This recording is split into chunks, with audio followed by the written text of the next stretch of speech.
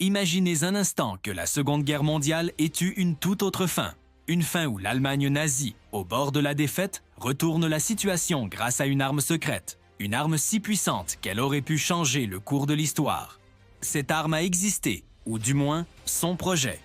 Son nom de code, Die Glock, la cloche. C'est l'un des mystères les plus fascinants et les plus terrifiants du Troisième Reich. La cloche était censée être une machine révolutionnaire, une merveille de technologie bien au-delà de tout ce que le monde connaissait.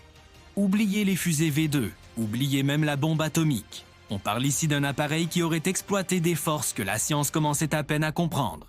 La légende raconte qu'elle était immense, haute de plusieurs mètres, faite d'un métal lourd et inconnu.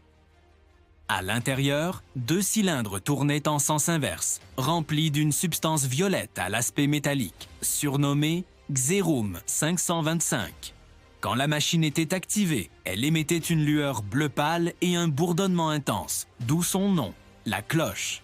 Mais ce n'était pas un simple bruit.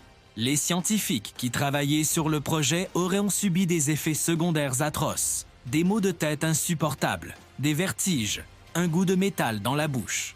Les plantes et les animaux exposés à son champ d'action se décomposaient en quelques heures, se transformant en une sorte de boue grisâtre.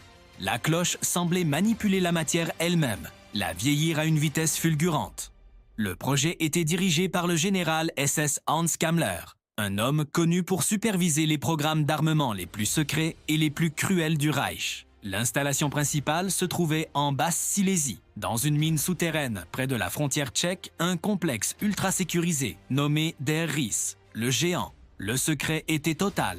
Mais quel était le but final de cette machine infernale? Certains pensent qu'il s'agissait d'une arme à énergie, capable de détruire des villes entières. D'autres, plus audacieux, parlent d'un dispositif antigravitationnel, voire d'une machine à voyager dans le temps. Une porte vers une autre dimension pour échapper à la défaite imminente. L'histoire devient encore plus étrange à la fin de la guerre. Alors que l'armée rouge approche, Kammler reçoit l'ordre de faire disparaître toute trace du projet. La cloche est évacuée en urgence, probablement à bord d'un gigantesque avion de transport. Et c'est là que sa trace se perd. Kammler lui-même disparaît. Et les 60 scientifiques qui ont travaillé sur la cloche. Ils auraient tous été exécutés par les SS pour s'assurer que le secret soit gardé à jamais. Aucune trace, aucun survivant, juste des rumeurs et des témoignages fragmentaires. Alors, la cloche a-t-elle réellement existé? Est-ce une pure invention? Une légende née de la paranoïa de la fin de la guerre? Ou bien a-t-elle été récupérée par les Alliés, qui auraient continué le projet en secret?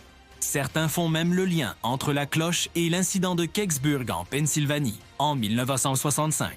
Où un objet en forme de cloche s'est écrasé avant d'être rapidement emporté par l'armée. Aujourd'hui, Die Glock reste une énigme. C'est le symbole ultime de l'hubris nazi, cette croyance folle en une technologie miracle qui leur apporterait la victoire. Une arme qui, au lieu de sauver le Reich, a peut-être simplement détruit ses propres créateurs avant de disparaître dans les limbes de l'histoire. Quelle est votre théorie sur ce mystère? Dites-le moi dans les commentaires.